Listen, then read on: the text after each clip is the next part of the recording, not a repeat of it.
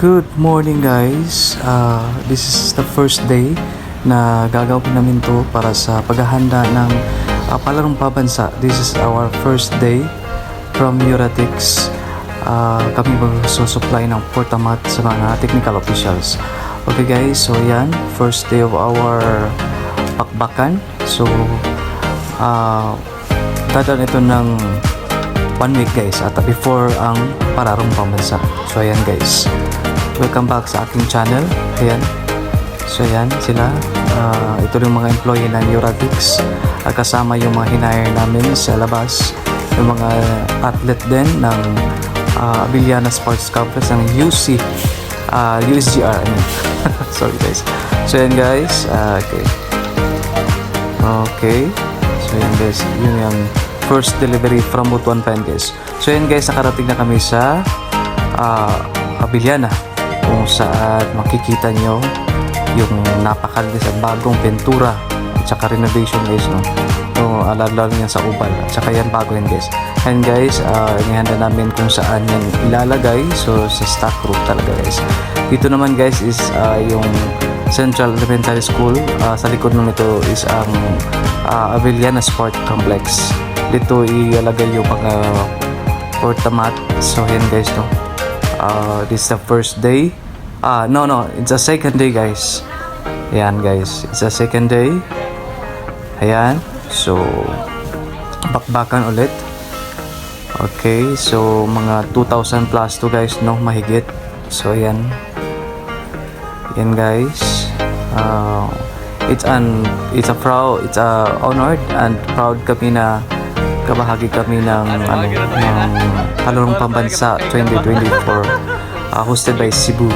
Okay, so ayan guys, yung mga hinire namin ng mga 1 week guys, mga estudyante pa yan sila guys, no? Mga atleta din. So ayan, mabuti naman ang taas-taas ng enerhiya ng mga batang ito. So ayan guys, no? From Euratics, mga 1 hour ang biyahe nila to Central Elementary School para lang mag-deliver sa ganyang bagay. So yan, okay, so yan guys, uwi na sila at babalik pa din sila yan. Yan, may tagahakot guys.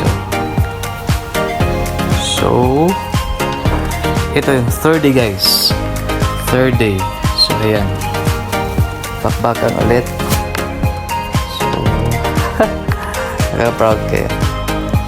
So malapit na kasi ang palarong pambansa, which is July 12, July 10 to 16. So yan. Okay, ayan guys. Ayan yung unan guys. This is the third day guys, no? Ayan. Hindi masyadong mabigat yun guys kasi naman lang yun.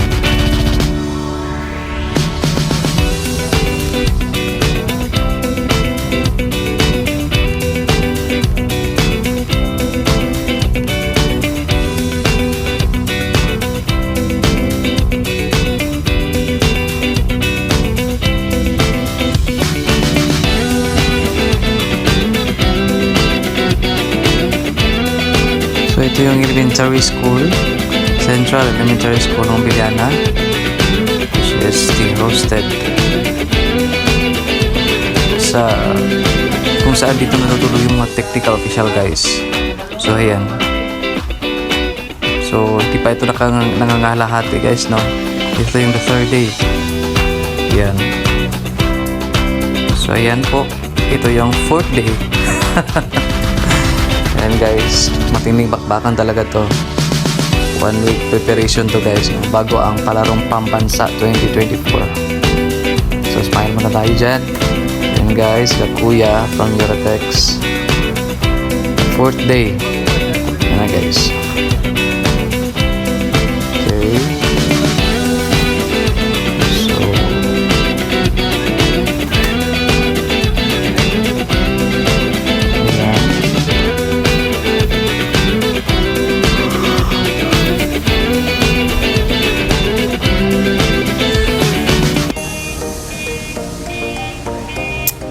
Okay. So ayan na sila guys. Ang ganda ng ano no, Portamat. Yung mga design yun ng tela.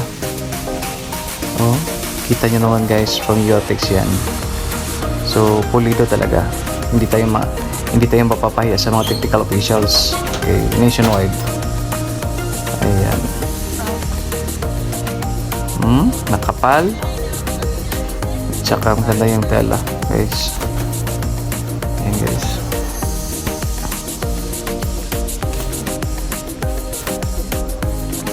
Okay.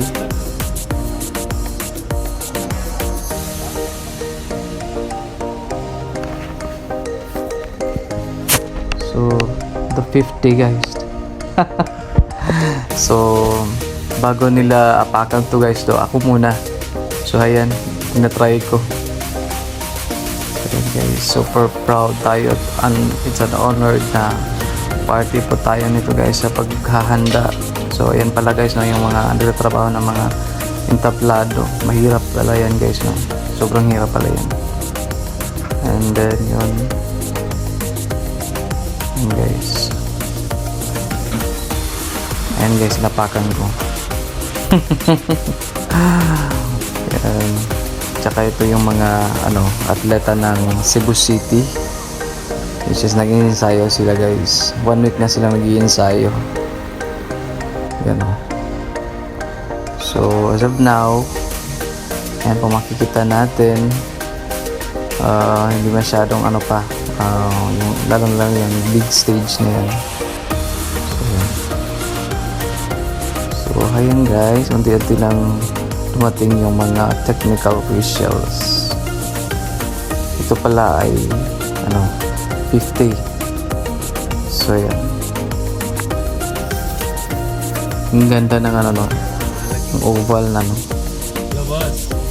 So ayan guys, may kinuha kami from Mindanao pa rin yan. So ayan, sinundan namin. Ayan guys.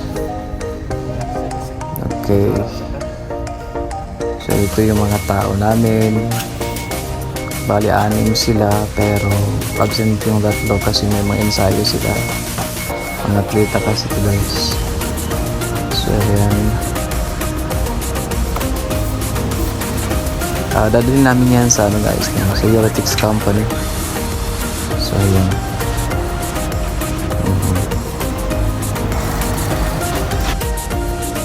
So ayan, dumating na kami guys.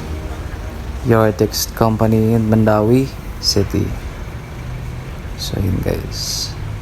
That's all for today's vlog.